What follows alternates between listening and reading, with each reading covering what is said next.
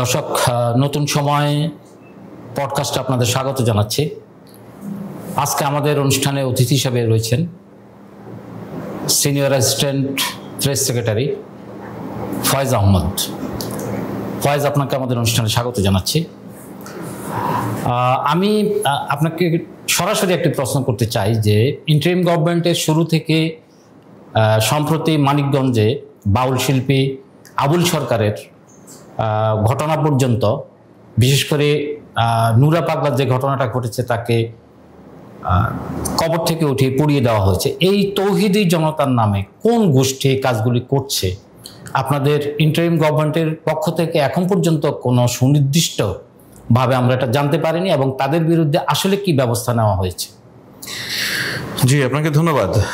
প্রথম কথা হচ্ছে, আপনি ইন্টারিম গভর্নমেন্টের পক্ষ থেকে সুনির্দিষ্টভাবে জানার যেই প্রশ্নটা তুললেন, সেটা হচ্ছে, দেখুন, আপনি যদি সব তথ্য একই পয়েন্ট থেকে জানতে চান তাহলে একটু মুশকিল আছে। আপনাকে বিং এ মিডিয়া আউটলেট, আপনার তো সুযোগ আছে যে যেই পার্টিকুলার ঘটনা, যে এলাকার ঘটনা, সেই এলাকার ল এনফোর্সমেন্ট এজেন্সি তাদের যে ইনভেস্টিগেশন, সেই ইনভেস্টিগেশনগুলোকে ফলো আপ করার। প্রত্যেকটি ঘটনায় বিভিন্ন সময় আপনি যেটা so called someone named Nura পাগলার কথা বলছেন একজন, সেখানেও কিন্তু কারা কারা ইনভলভ ছিল এটা ইমিডিয়েটলি পাবলিশ হয়েছে এবং অ্যারেস্ট হয়েছে। আপনি যদি দেখেন যে সাম্প্রতিক সর্বশেষ মানিকগঞ্জের যে ঘটনা ঘটছে সেটা নিয়ে বলছেন, এটা একটু প্রেক্ষাপট বর্ণনা করা উচিত। প্রথম কথা, দেখুন, আমি আপনাকে আমার যদি একটু ব্যক্তিগত অভিজ্ঞতার কথা বলি আপনাকে, সেটা দেখবেন আমি যখন সাংবাদিকতা করেছি নিজে, আমি ওয়াশিংটন বেসড একটা মিডিয়া আউটলেটের বাংলাদেশের করেসপন্ডেন্ট হিসেবে দীর্ঘদিন কাজ করার আমার সুযোগ হয়েছে। সেখানে বিদেশি গণমাধ্যম, তারা বাংলাদেশের হিউম্যান রাইটস, তারা বাংলাদেশের পলিটিক্যাল রাইটস, তারা বাংলাদেশের ফ্রিডম অফ স্পিচ এবং নানানভাবে ধর্মীয়, জাতিগত, সাংস্কৃতিকভাবে যারা সংখ্যালঘু রয়েছেন, যারা নানান বিবেচনায় ভালনারেবল, এই কমিউনিটির প্রতি তাদের সবসময় একটা বিশেষ ফোকাস ছিল, তাদের রাইটস নিয়ে তারা অনেক ধরনের কাজ করত।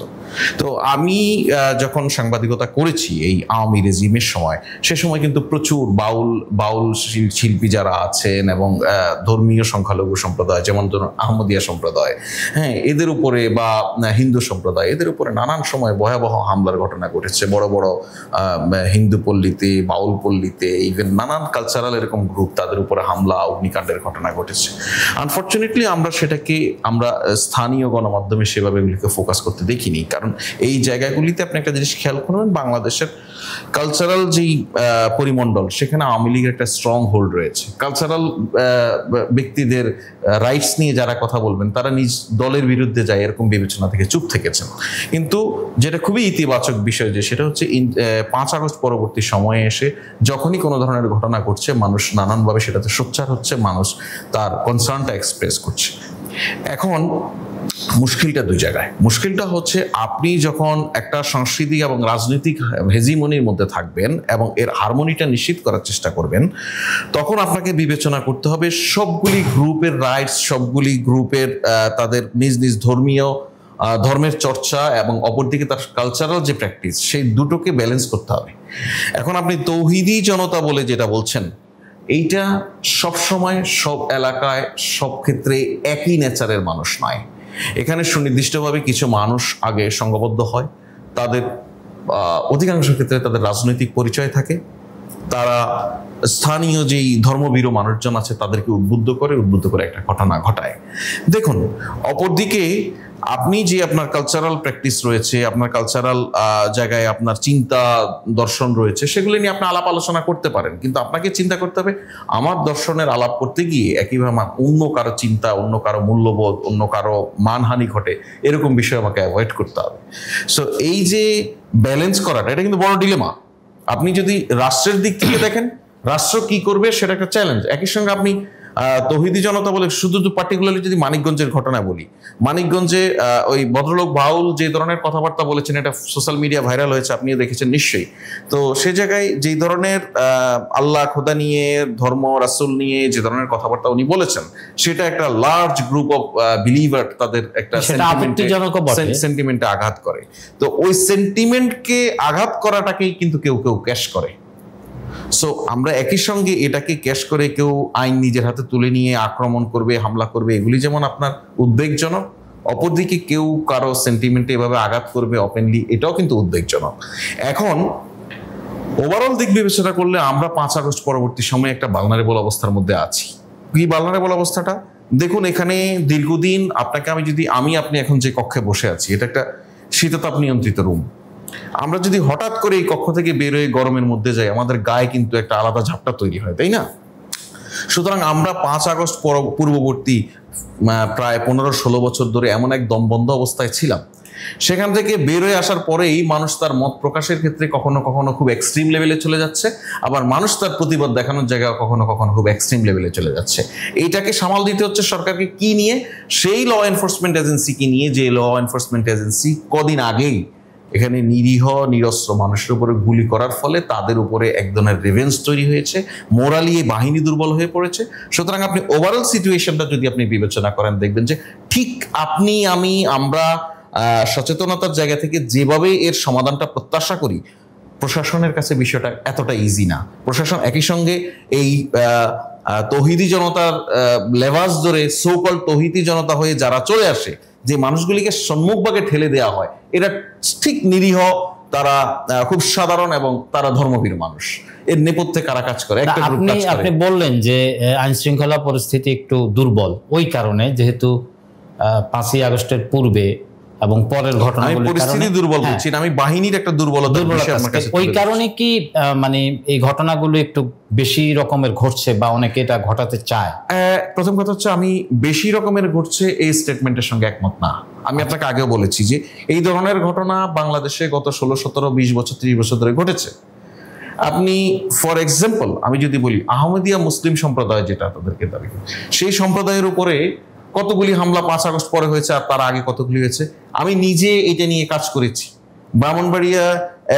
ব্রাহ্মণবাড়িয়ায় একটা কবরস্থানে একজন আহমদিয়া সম্প্রদায়ের মানুষকে কবর দেয়া নিয়ে সেখানে তুলকালাম হয়ে গেছে, তাই না? সো এখানে তারপরে কয়টা হয়েছে?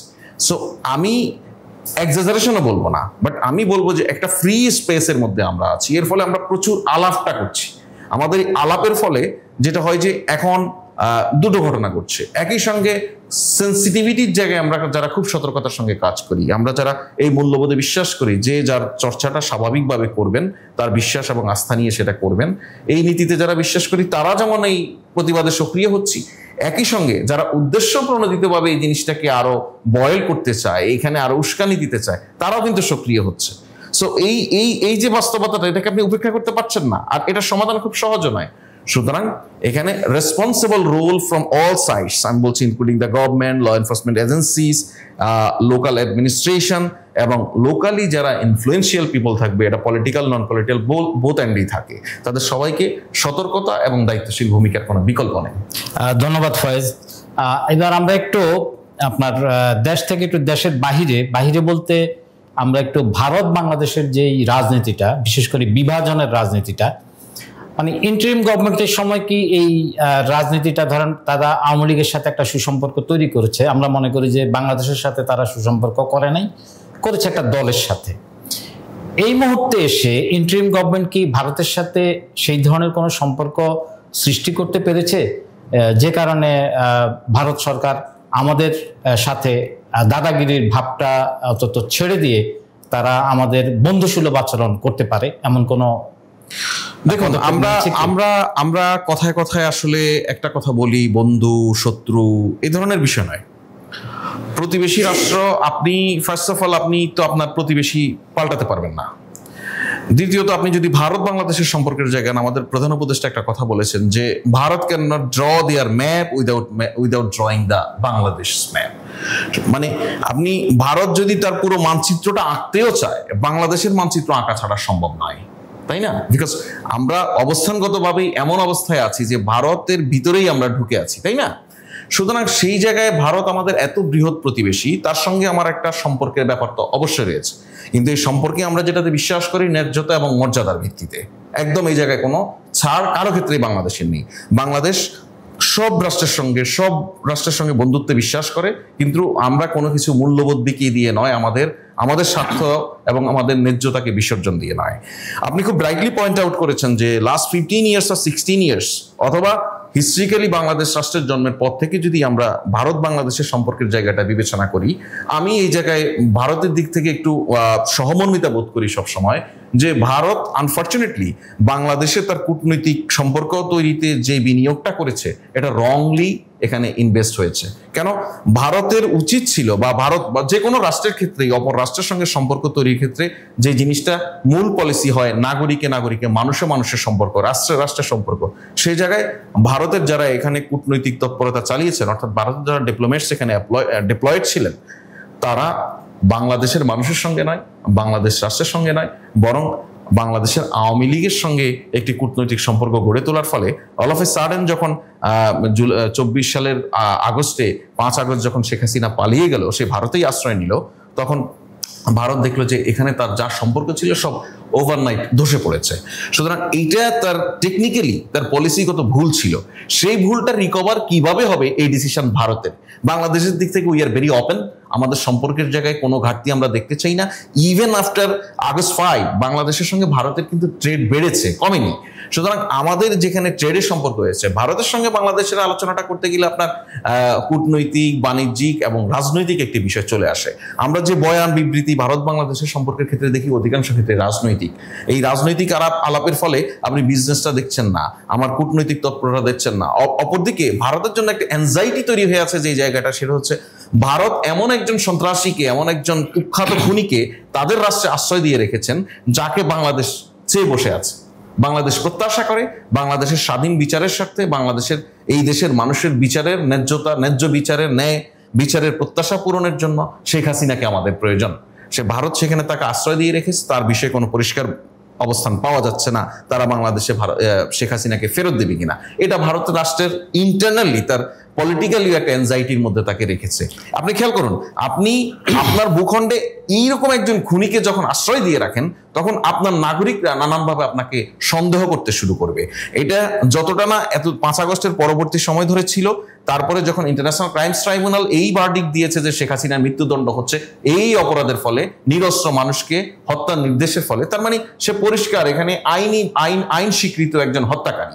সেই হত্যাকারীকে যখন ভারত তার ভূখণ্ডে রেখে দেয়, ভারত রাষ্ট্রের যারা সভ্য নাগরিক রয়েছেন তারা কিন্তু বিব্রত বোধ করেন। সে এই বিবেচনায় তারা আতঙ্কিত হন যে আমার রাষ্ট্র যদি এরকম একজন খুনিকে আশ্রয় দিয়ে বসে থাকতে পারে, তাহলে রাষ্ট্রের যারা দায়িত্বশীল আছে তাদের ভূমিকা আমাদের সঙ্গে কি হবে।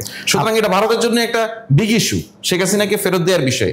এই বিষয়ে অগ্রগতিটা বাংলাদেশের মানুষ দেখতে চায় না। আপনাকে একটা প্রাসঙ্গিক প্রশ্ন করছি এই বিষয়ে, সেটা হচ্ছে আমাদের মাননীয় আইন উপদেষ্টা বলেছেন যে শেখ হাসিনাকে ফেরতের ব্যাপারে আন্তর্জাতিক যে আদালতটা সেখানে তিনি যাবেন। তা আমরা যতটুকু জেনেছি যে ভারত আন্তর্জাতিক আদালত মানে একটা সদস্য হওয়া লাগে, সম্ভবত সেটা ভারত নাই, ভারত সেখানে সদস্য নেই। তাহলে আপনি কি করে এই আন্তর্জাতিক আদালতের মাধ্যমে শেখ হাসিনাকে দেশে ফিরিয়ে আনতে কতটুকু পারবেন, বা কিভাবে আপনারা এটা করবেন?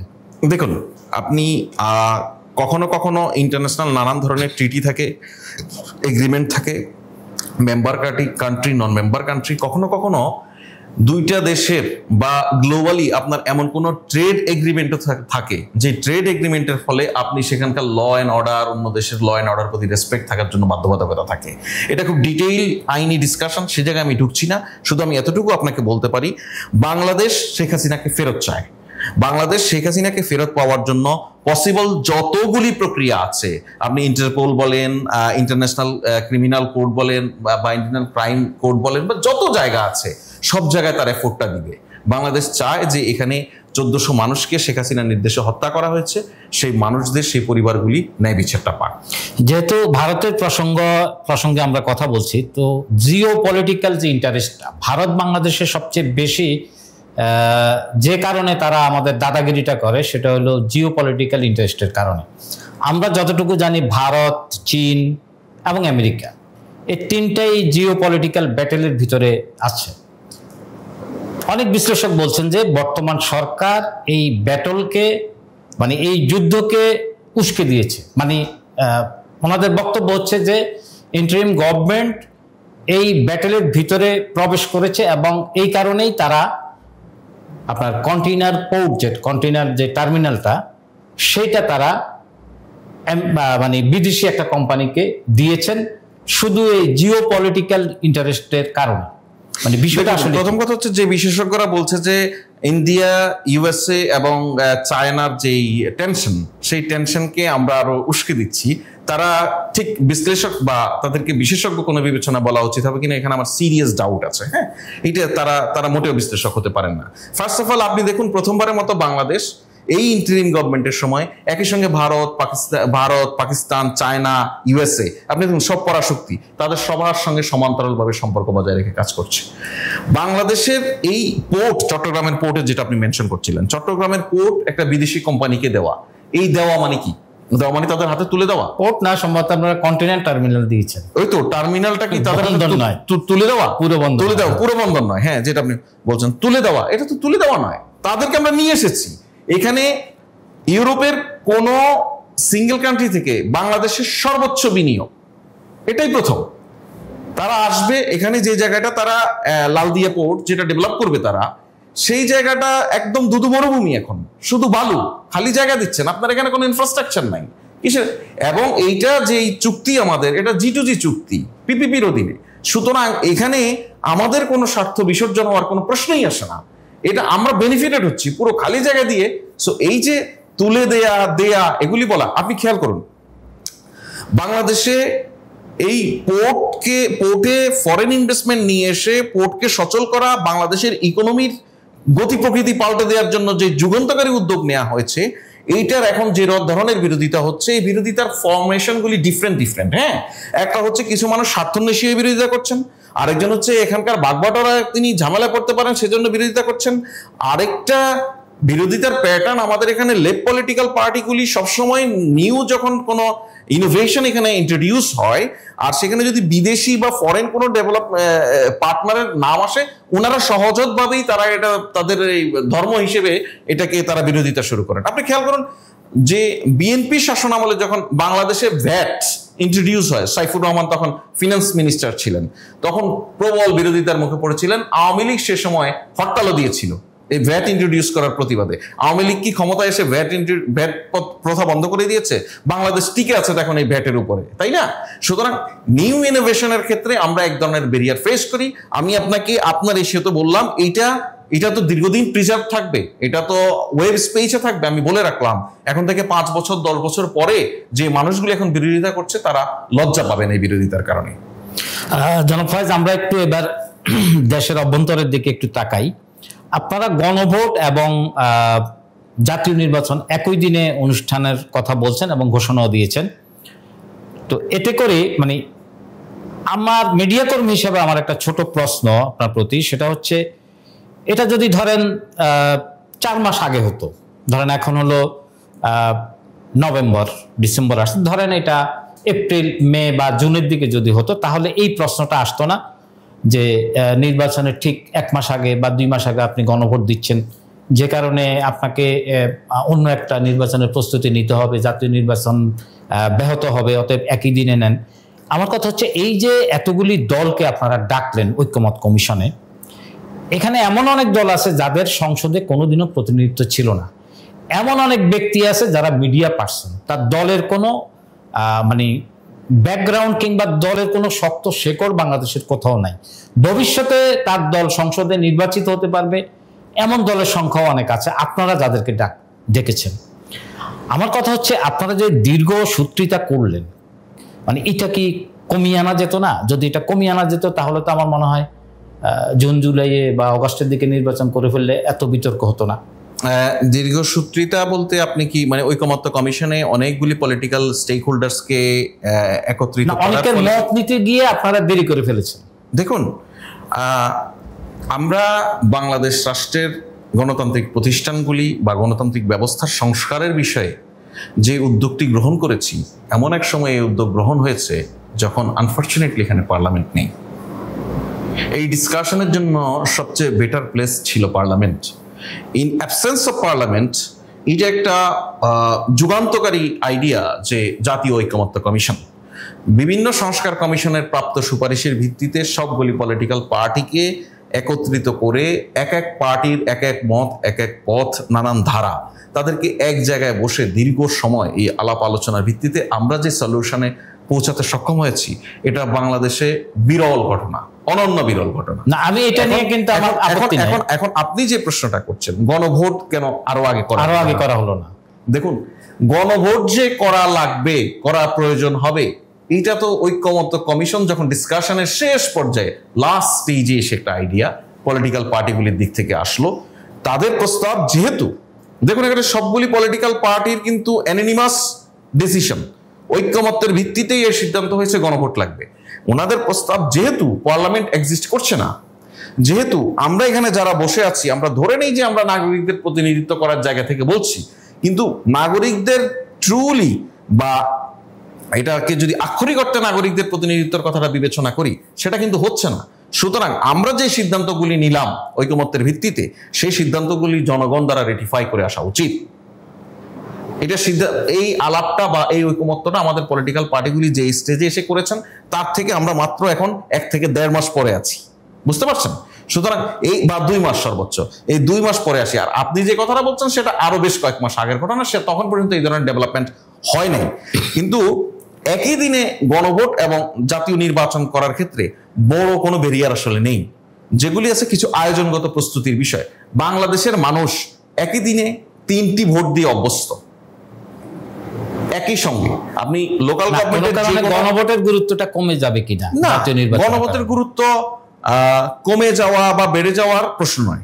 গণভোট বিষয়ে এই পরিমাণ আলোচনা এখন পর্যন্ত আমাদের সোশ্যাল স্পেসে হয়েছে, পলিটিক্যাল স্পেসে হয়েছে, বিভিন্ন প্ল্যাটফর্মে হচ্ছে, এবং সরকারও গণভোট বিষয়ে মানুষকে অ্যাওয়ার করার জন্য নানান ধরনের উদ্যোগ নিচ্ছে, নানান ধরনের প্রোমো তৈরি করছে, নানান ধরনের পাবলিসিটি ম্যাটেরিয়ালস তৈরি হচ্ছে, মানুষ যেন জেনে শুনে বুঝেই তার অপিনিয়নটা দিতে পারে। সুতরাং আমি কোনোভাবেই মনে করি না একই দিনে হওয়ার কারণে গণভোটের গুরুত্ব কমে যাবে। বরঞ্চ আপনি যদি পাল্টা যুক্তি দেখেন, যেগুলি খুব লজিক্যাল, আমি ফিনান্সিয়াল টার্মসে গেলাম না যে আর্থিক ব্যাপার, আমি ওই টার্মসেও গেলাম না যে হওয়া, কিন্তু আপনি খেয়াল করুন যে আমি জাতীয় নির্বাচনের জন্য একজন ভোটারকে ভোট কেন্দ্রে নিয়ে যাওয়ার বিষয়ে সবগুলি পলিটিক্যাল পার্টির যে ধরনের উদ্যোগ থাকে বাংলাদেশের বাস্তবতা, ইভেন আপনি আমাদের এই সাবকন্টিনেন্টের পুরো বা এই আমাদের এই অঞ্চলের রাজনীতির বাস্তবতায় ভোটারদেরকে ভোট কেন্দ্রে পৌঁছানোর জন্য পলিটিক্যাল পার্টিগুলির যে তাগিদ থাকে, প্রার্থীরা যেটা অনুভব করেন, সেটা হচ্ছে গণভোট যেখানে কোনো প্রার্থী নেই, সেখানে বহু মতামত দিতে চান এমন মানুষ অলসতা করে যাবেন না। আবার অনেকে তার কর্মস্থল ছেড়ে ভোট দিন এই গণভোট দেওয়ার জন্য তার ভোটার এলাকায় গ্রামে যাবেন না। সুতরাং এই বাস্তব, আপনি যদি ধরেন 3 দিনও সরকারি ছুটি ঘোষণা করেন, তো সে 3 দিন ঘুরে আসবে কক্সবাজার থেকে, গণভোটে হয়তো যাবে না। এটা হচ্ছে রিয়েলিটি। তো সেই রিয়েলিটির মধ্যে আপনি যদি একই দিনে জাতীয় নির্বাচন এবং গণভোটের অনুষ্ঠানটা করেন, তাহলে প্রেজেন্স, মানে আমি টার্ন আউটের কথা বলছি, টার্ন আউটটা আমরা বেটার পেতে পারি। সো সেখানে আবেদন কমা নয়, বরঞ্চ আমি মনে করি যে মানুষ এই জিনিস মনে করবে যে এবারের ভোট শুধু ভোট নয়, এবারের ভোটে শুধু যে আমি পরবর্তী 5 বছরের একটি সংসদ নির্বাচন করব রাষ্ট্র পরিচালনার জন্য তা নয়, বরঞ্চ এবারের ভোটে গেলে আমি এমন একটি অপিনিয়ন দিতে পারবো যেটা হচ্ছে আমার নতুন বাংলাদেশ বিনির্মাণে আমার ভূমিকাটা আমি পরিষ্কার করে আসতে পারবো। আচ্ছা ফয়েজ, আপনাদের জাতীয় নির্বাচন নিয়ে আপনাকে একটু প্রশ্ন করতে চাই। সেটা হচ্ছে অনেকেই বলছেন যে জাতীয় নির্বাচন করার মতো যে নির্বাচন কমিশন আপনারা তৈরি করেছেন, সেই নির্বাচন কমিশন পরীক্ষিত না, অর্থাৎ তারা কোনো নির্বাচনে এখন পর্যন্ত তাদের আন্ডারে কোনো নির্বাচন হয়নি। 1, 2 নম্বর হচ্ছে আমরা দেখেছি যখন নির্বাচন কমিশনার বা নির্বাচনের কর্মকর্তাদের নিয়োগ দেওয়া হয়, তখন পত্রপত্রিকা এবং মিডিয়াতে খুবই স্পষ্ট করে বলা হয়েছে যে উনি বিএনপির সমর্থিত, উনি জামাত সমর্থিত। আপনাদেরকে প্রস্তাব দিচ্ছে ইন্টারিম গভর্নমেন্টকে। ইন্টারিম গভর্নমেন্ট ঠিক যতটুকু আমার মনে হয় হুবহু ওনাদেরকেই নিয়োগ দিয়েছেন। এখন যদি জামাত, বিএনপি বা অন্য কোনো দলের নমিনেশনে যাদেরকে বলা হয়েছে তাদেরকে আপনারা নিয়োগ দিয়ে থাকেন, তো তারা কি জাতীয় নির্বাচনের ক্ষেত্রে স্ব দলের পক্ষে কি কোনো ভূমিকা রাখবে? এখানে আমি আপনাকে ছোট ছোট করে 3টা বিষয় বলি, আমার ধারণা আপনার পরিষ্কার হয়ে যাবে। ফার্স্ট অফ অল, আপনি যেটা বলছেন যে তারা কেউ নির্বাচন পরিচালনায় অভিজ্ঞ নয়, সেটা আগামী নির্বাচনের প্রভাব ফেলে কিনা। দেখুন, মানে প্রতিটি নির্বাচনই নির্বাচন। সো আপনার এই নির্বাচন কমিশনের অধীনে যদি আগে 2-1টি নির্বাচন হয়ে যেত হয়তো ভালো হতো, কিন্তু এই নির্বাচন কমিশনের দায়িত্বপ্রাপ্ত ব্যক্তিরা কিন্তু তাদের দীর্ঘ ক্যারিয়ারে তারা কিন্তু বিভিন্ন নির্বাচন পরিচালনা করা, অ্যাডমিনিস্ট্রেশন পরিচালনা, নির্বাচন কমিশনে চিফ ইলেকশন কমিশনার বা ইলেকশন কমিশনাররা গিয়ে কিন্তু কোনো পোলিং সেন্টারে ভোট কন্ডাক্ট করবে না। ভোট কন্ডাক্ট করার জন্য যে সমস্ত টেকনিক্যাল পারসনস দরকার সেটা অ্যাপয়েন্ট হবে। সো সেটা নিয়ে ওই টেকনিক্যাল জায়গার কোনো ইস্যু নাই। হয়তো আপনি একটা নিরপেক্ষতা, তার দক্ষতা এসব নিয়ে আপনি এক ধরনের মূল্যায়নে পৌঁছাতে পারতেন। আমাদের অনেকেরই অনেক কিছুর অভিজ্ঞতা নেই, কিন্তু এর মানে আমরা থেমে থাকবো তা নয়। এক, 2 নম্বর হচ্ছে আপনি পলিটিক্যাল পার্টিগুলির রিকমেন্ডেশনের ভিত্তিতে যে বলছেন, দেখুন এগুলি হচ্ছে কাগজের রিপোর্ট। কোন রিপোর্টে আপনি একটিও দেখাতে পারবেন না যেখানে কোন নির্বাচন কমিশনার এটাকে অ্যাডমিট করছে যে উনি অমুক দল দ্বারা মনোনীত, অমুক দল না, তিনি করেন নাই। এখন এটা একটা সার্চ কমিটির মাধ্যমে আইনি ভিত্তি হচ্ছে। আমি আপনাকে বলি, সরকার কিন্তু নির্বাচন কমিশন গঠন করেনি, এটা সার্চ কমিটির মাধ্যমে রাষ্ট্রপতি অ্যাপয়েন্ট করেছে। ওই সার্চ কমিটি ইন্ডিপেন্ডেন্টলি কাজ করেছে, তারা নাম বিভিন্ন জায়গা থেকে চেয়ে নিয়েছে, তাদের মধ্যে থেকে যোগ্য ব্যক্তিদেরকে অ্যাপয়েন্টেড করা হয়েছে। এখন ফাইনাল প্রশ্নে আসি, এটা শুধু সরকারের বিষয় নয়, নির্বাচন কমিশনের বিষয় নয়, আপনার আমার বিষয় নয়, এটা পুরো জাতির ভাগ্য নির্ধারণী বিষয় এই নির্বাচনের মধ্য দিয়ে। সেক্ষেত্রে নির্বাচন কেমন হবে, নির্বাচন কেমন করতে হবে সেটা খুব ইম্পর্টেন্ট। তখন কেমন হবে সেটা পরিকল্পনা করা সহজ। দেখুন, আপনি গত 3টি নির্বাচন যারা পরিচালনা করেছেন, সেই প্রধান নির্বাচন কমিশনারের 2 জনের পরবর্তী ফেট কি হয়েছে, মানুষ তাদেরকে কিভাবে অপদস্থ করেছে, তাদেরকে কিভাবে কারাগারে যেতে হলো, সেই এক্সাম্পল তো আমাদের সবার সামনে আছে। সুতরাং ওরকম একটা এক্সাম্পল থাকার পরেও আমি বিশ্বাস করি না যে আমাদের নির্বাচন কমিশন তাদের যে শপথ, সেই শপথ ভঙ্গ করে কোনো দলের প্রতি বায়াস হবে।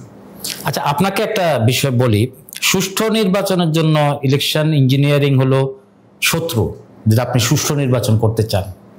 আমি আপনাকে একবার মাঠ পর্যায় থেকে একটা তথ্য দিই, সেটা 1990 সাল থেকে অদ্যাবধি যতগুলি ইলেকশন হয়েছে, প্রতিটা ইলেকশনে যাদেরকে প্রিজাইডিং অফিসার দেওয়া হয় কেন্দ্রভিত্তিক, এবং প্রশাসন, সেটা আইন শৃঙ্খলা বাহিনী এবং জনপ্রশাসন, এই 3টে জায়গায় প্রার্থীরা, বিভিন্ন দলের প্রার্থীরা ভোটের আগের দিন রাত্রে মোটা অঙ্কের টাকা দিয়ে থাকে। এটা দ্যাটস ট্রু, এবং এটা সবসময় হয়ে আসছে। তো নির্বাচন সুষ্ঠু হওয়ার আখ্যান দিয়ে যদি আমরা এই ধরনের একটা ইলেকশন ইঞ্জিনিয়ারিং, কি বলবো, মানে এটা তো মানে কাকে ওনারা প্রভাবিত করতে চাচ্ছে, কিভাবে তারা নির্বাচনে জয়লাভ করবে, এটা আগের দিন রাত্রেই হয়ে যায়। যদিও হয়তো অনেকেই সাকসেস হয়, অনেকে হয় না।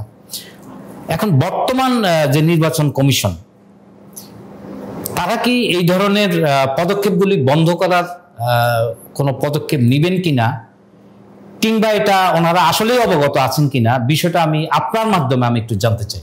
দেখুন, আপনি যেই এক্সাম্পল নিয়ে আসছেন বা যেটা বললেন, এটা আসলে মানে এইটা পরিষ্কার যে কিভাবে কি ঘটবে সেজন্য একটা প্রস্তুতি নেওয়া তা তো নয়।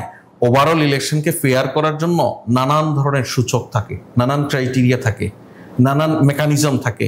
ইলেকশন কমিশন, সরকার এবং লোকাল যে অ্যাডমিনিস্ট্রেশন, প্রত্যেকেই এই জায়গায় অলরেডি তাদের ট্রেনিং এর মধ্যে আছেন। এই জায়গাটা সোচ্চারভাবে একটা ভালো ইলেকশন করার জন্য যা যা পদক্ষেপ নেওয়া প্রয়োজন, যে সমস্ত অনেস্ট অফিসিয়ালদেরকে ডিপ্লয় করা প্রয়োজন, সে বিষয়ে সরকার এবং ইলেকশন কমিশন সর্বোচ্চ পদক্ষেপ গ্রহণ করছে। এর বাহিরে এসে যদি আমি আপনাকে এই জায়গায় বলি যে 90s-এ কিভাবে রাতের বেলায় ভোট কেনা বেচা হতো, ইলেকশন রিলেটেড অফিসিয়ালদেরকে টাকা পয়সা দেওয়া হতো, সেইটা আজকে 2025 এসে খুব ডিফিকাল্ট। হ্যাঁ, পিপল আর ওয়াচিং, সবার হাতে হাতে phone, everywhere internet is available.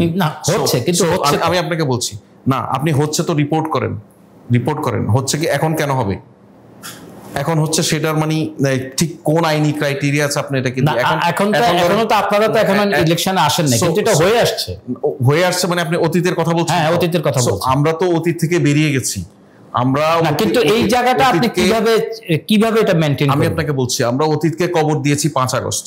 আমরা আর একটা প্রতিদ্বন্দ্বিতা, না 5 আগস্ট কেন, আপনি 96 যে তত্ত্বাবধায়ক সরকার ওদের নির্বাচন, আমি আপনাকে বলছি তো সেখানে তো এই ঘটনা আমাকে শুনতে হবে এই জায়গাটায়। সেই জায়গাটা বলছি যে আপনার আমরা যে নির্বাচনের দিকে যাচ্ছি, প্রতিদ্বন্দ্বিতাপূর্ণ নির্বাচন যদি হয়, সেটা যদি এনশিওর করা যায়, কি কি ঘটনা ঘটে দেখেন। আপনি সবগুলি পলিটিক্যাল পার্টি যারা কন্টেস্ট করছে এক একটা নির্বাচনী এলাকায়, সেখানে তারা ওয়াচডগের ভূমিকায় থাকে। সেখানে আপনি গিয়ে আমাকে টাকা দিয়ে পারচেস করে ফেলবেন। আপনি ধরুন বিএনপির ক্যান্ডিডেট, জামাতের যে ক্যান্ডিডেট আছে, এনসিপির যে ক্যান্ডিডেট আছে, আমি ভোটারদেরকে বলছি না, আমি ইলেকশন কমিশনের অফিসিয়ালকে পারচেস করছি, তাই তো বলছেন? অফিসিয়াল, সেটাই বলছি। সো আপনাকে মনে হয় শুধু বিএনপিরই বা জামাতের প্রার্থীরই ওই প্রিজাইডিং অফিসারের দিকে চোখ থাকবে? না, না না, সবারই থাকবে, একই সঙ্গে ভোটারদেরও থাকবে। খেয়াল রাখবেন যে আপনি এবারের নির্বাচনে বিপুল সংখ্যক মানুষ প্রথমবার ভোট দিতে যাচ্ছে। প্রথমবার ভোট কথাটা যখন আমরা বলি তখন আমাদের মননে মগজে যে জিনিসটা কাজ করে সেটা হচ্ছে যারা মাত্র 18 বছর পার করলো, তাই তো? কিন্তু এবারের বাস্তবতা সেটা নয়।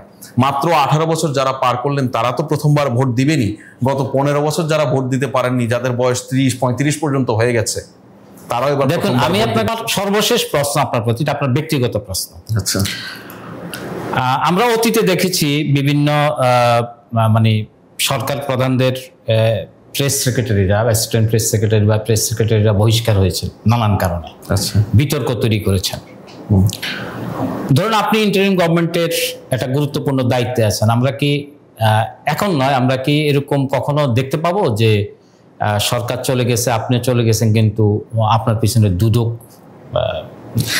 এটা আপনি ইন্টারেস্টিং, এটা আপনি দেখতে পারেন, এটা খুব পার্সোনাল ইস্যু। হ্যাঁ, ওয়েলকাম। দুদক যদি আমার পিছনে কখনো কোনো ইনভেস্টিগেশন করতে দেয় আমি ওয়েলকাম করব, সেটা তো কোনো অসুবিধা নেই। দুদক তো যে কারো পিছনে ইনভেস্টিগেশন করতে পারে।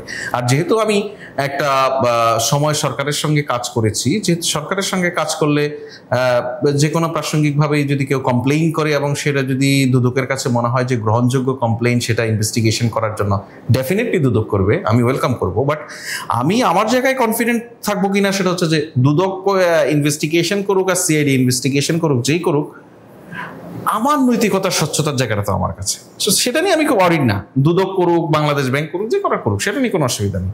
আপনি বরঞ্চ আমি আপনার মাধ্যমে আপনার যারা দর্শক তাদের কাছ থেকে আমি একটা বিষয় আমি এটা বলবো, আমি দোয়াই চাই এই কারণে যে আপনি যেটা রেফারেন্স হিসেবে ইউজ করেছেন যে প্রধানমন্ত্রীর সঙ্গে বা প্রধান উপদেষ্টা এই পদমর্যাদায় তাদের প্রেস উইংয়ে যারা কাজ করেছেন, একাধিক মেম্বারকে নানান কারণে বিভিন্ন সময় চাকরিচ্যুত হতে হয়েছে, এরকম আমরা ঘটনা দেখেছি। আমি নিজেও এক্সপেরিয়েন্স করেছি সেটা, যে আমাদের পরিচিত মানুষজনেরাই এখানে ছিলেন, তারা বহিষ্কৃত হয়েছেন, চাকরিচ্যুত হয়েছেন। আমার ক্ষেত্রে যেন সেরকম কিছু না ঘটে, সেজন্য দোয়া করবেন যে আমি আমার ডিগনিটি, আমার প্রফেশনালিজম বজায় রেখে আমার যতটুকু কাজ ততটুকু আমার যে অ্যাসাইনমেন্ট সেটা শেষ করে যেন আমি আমার আগের পেশায় ফেরত যেতে পারি। ধন্যবাদ ফয়েজ আমাদের অনুষ্ঠানে সময় দেওয়ার জন্য। সুপ্রিয় দর্শক, আজকের মতো এখানেই শেষ করছি। দেখা হবে অন্য একটি পর্বে। আল্লাহ হাফেজ।